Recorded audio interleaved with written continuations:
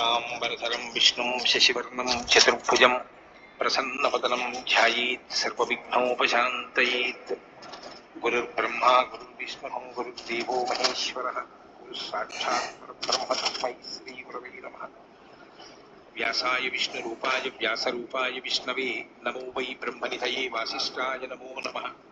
कूजन्तं राम रामेति मधुरं मधुराक्षरम् आरुह्य कविताशाखां वन्दे वाल्मीकिकोकिलम्।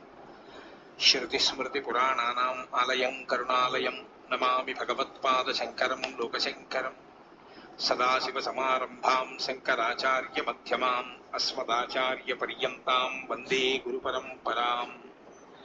वागर्धाविव सम्पृक्तौ वागर्धप्रतिपत्तये जगतः पितरौ वन्दे पार्वतीपरमेश्वरौ। सूक्तिं समग्रयितुनः स्वयमेव लक्ष्मीः श्रीरङ्गराजमहिषीमधुरैः कटाक्षैः वैदग्ध्यवर्णकुणकुम्भनगौरवैर्यां कण्डूलकर्णकुहराः कवयोधयन्ति। हैमोत्थपुण्ड्रमजहन्मकुटं सुनासं मन्दस्मितं मकरकुण्डलचारुगण्डं बिम्बाधरं बहुलदीर्घकृपाकटाक्षं श्रीवेङ्कटेशमुखमात्मनिसन्निधत्ताम्। मनोजवं मरुततुल्यवेगं जितेन्द्रियं बुद्धिमतां वरिष्ठं वातात्मजं वनरयूथमुख्यं श्रीरामदूतं शिरसा नमामि। जयत्यतिबलो रामो लक्ष्मणश्च महाबलः राजारीति सुग्रीवो राघवेणाभिपालितः दासोऽहं कौसलेन्द्रस्य रामस्य कृष्णकर्मणः हनुमान् शत्रुसैन्यानां निहन्ता मारुतात्मजः रावणसहस्रं मे युद्धे प्रतिफलं भवेत् शिलाभिस्तु प्रहरतः पादपैश्च सहस्रशः अर्दयित्वा पुरीं लङ्काम् अभिवज्य च मैथिलीं समृद्धार्थो गमिष्यामि विशतां सर्वरक्षसां धर्मात्मा सत्यसन्धश्च रामो दशरथिर्यदि पौरुषे च प्रतिद्वन्द्वशरैरं जहिराविणम् आपदामपहर्तारं दातारं सर्वसम्पदां लोकाभिरामं श्रीरामं भूयो भूयो नमाम्यहम्। शरज्योत्सना शुद्धां शशितजटाजूटमकुटां वरत्रासत्राणस्फटिकघटिका पुस्तककरां सकृन्नत्वा नत्वा कथविवसतां सन्निधत्ते मधुक्षीरद्राक्षा मधुरिमधुरीणाः फणितयः। हरिः ओम्। అరణ్యకాండము 22వ సర్గము. 14,000 మంది రాక్షస యోధుల తోడను దూషణుని తోడను గూడి కరుడు యుద్ధమునకు బయలుదేరుట. ఏవమాదర్శితః శూరః శూర్పణఖ్యా ఖరస్తదా ఉవాచ రక్షసాం మధ్యే ఖరః ఖరతరం వచః. రాక్షసులందరి సమక్షమున శూర్పణఖ సూర్యుడైన కరుని ఈ విధముగా అవమానింపగా వెంటనే అతడు ఉగ్రుడై ఆమెతో ఇట్లు తీవ్ర వచనములను పలికెను. తవావమాన ప్రభవః క్రోధోయం అతులో మమ న శక్యతే ధారయితుం లవణాంభ ఇవోత్థితం. ఓ సోదరి, నీకు జరిగిన ఈ తీరని అవమాన కారణముగా నాలో క్రోధము పెళ్ళుబుకుచున్నది. అది పర్వదినములలో సముద్రమునందు ఉవ్వెత్తుగా లేచడి తరంగముల వలె ఆపరానిదై ఉన్నది. న రామం గణయే వీర్యాత్ మానుషం క్షీణజీవితం ఆత్మదుశ్చరితై ప్రాణాన్ హతో యోజ్య విమోక్ష్యతి. బాష్పః సంహ్రియతామేష సంభ్రమశ్చ విముచ్యతాం. అహం రామం సహభ్రాత్ర నయామి యమసాదనం. రాముడు మానవమాత్రుడు, పైగా అల్పాయుష్కుడు. నా పరాక్రమము ముందు అతడొక లెక్క. తాను చేసిన దుష్కార్యముల ఫలితముగా అతడు నేడు ప్రాణములను కోల్పోవట తథ్యము. నేను రామునినే కాదు, అతని తమ్ముడైన లక్ష్మణుని కూడా నేడే యమపురికి పంపెదను. కనుక సోదరి, నీవు భయమును వీడుము, కన్నీరు తుడుచుకొనుము. పరస్వద హతస్యాద్య మంద ప్రాణస్య సంయుగే రామస్య రుధిరం రక్తం ఉష్ణం పాస్యసి రాక్షసి. ఓ రాక్షసి శూర్పణఖ, అల్పాయుష్కుడైన ఆ రాముని నా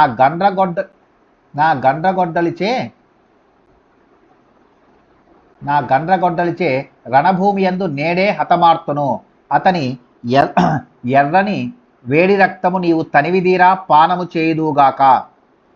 సా ప్రహృష్టా వచశ్రుత్వా ఖరస్య వదనాచ్యుతం ప్రశంస పునర్మౌర్ఖ్యాత్ భ్రాతరం రక్షసాం వరం. కరుని నోట వచ్చిన మాటలను విని ఆ రాక్షసి ఎంతయూ పొంగిపోయెను. పిమ్మట మూర్ఖురాలు రాక్షస శ్రేష్ఠుడైన తన సోదరుని పొగడ్తలతో ముంచెత్తను.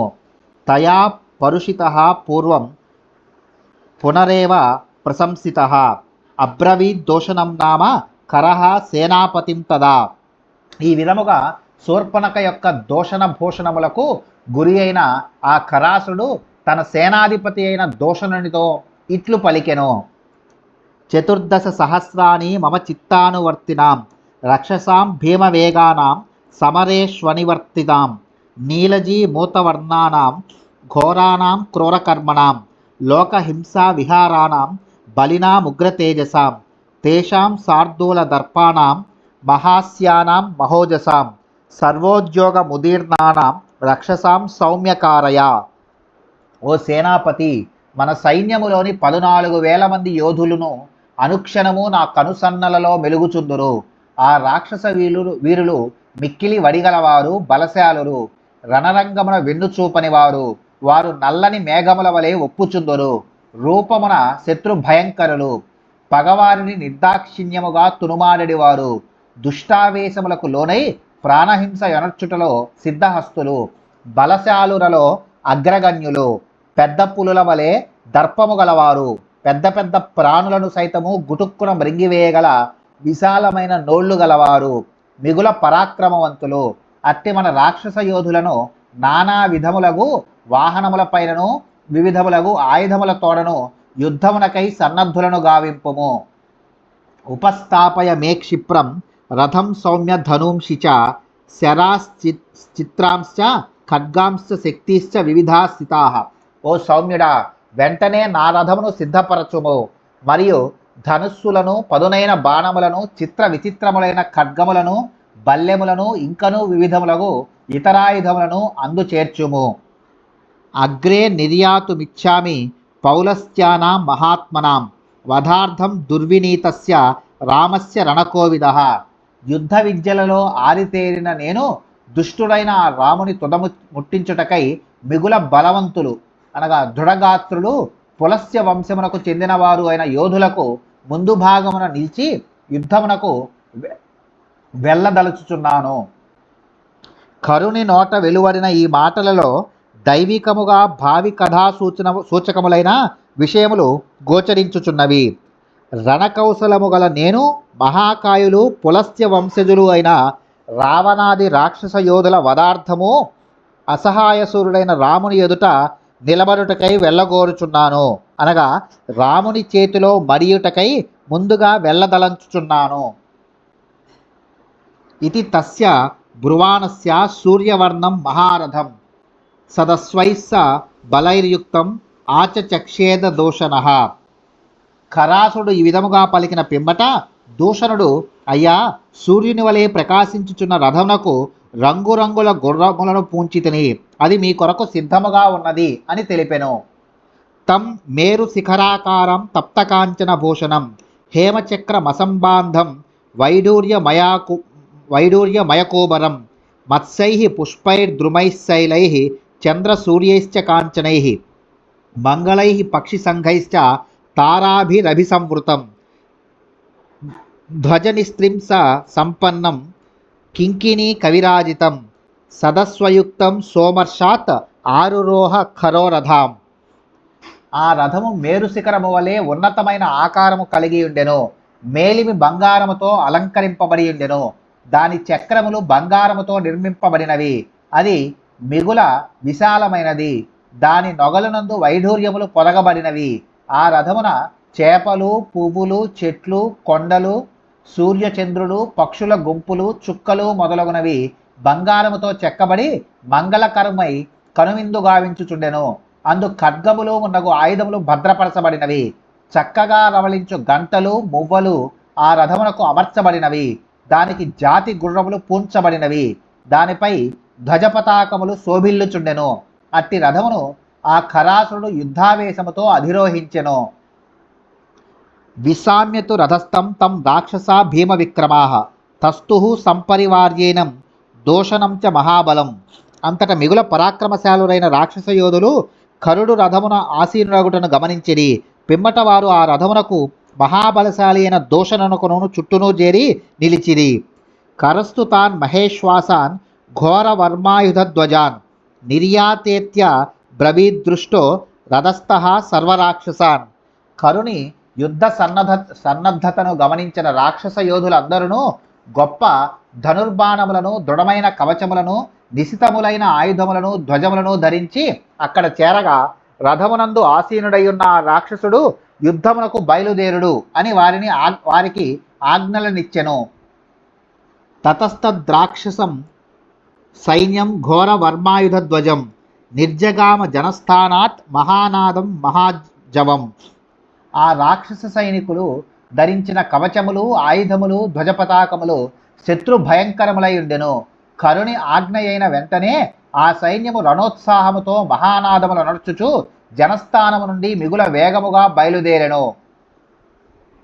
ముద్గరైః పట్టిసైః శూలైః సుతీక్ష్ణైశ్చ పరస్వదైః ఖడ్గైశ్చక్రైశ్చ హస్తస్థైః భ్రాజమానైశ్చ తోమరైః శక్తిభిః పరిఘైర్ఘోరైః అతిమాత్రైశ్చ కార్ముకైః గదాసి ముసలైర్వజ్రైః గృహీతైర్భీమదర్శనైః రాక్షసానాం సుఘోరాణాం సహస్రాని చతుర్దశ నిర్యాతాని జనస్థానాత్ ఖరచిత్తానువర్తినాం.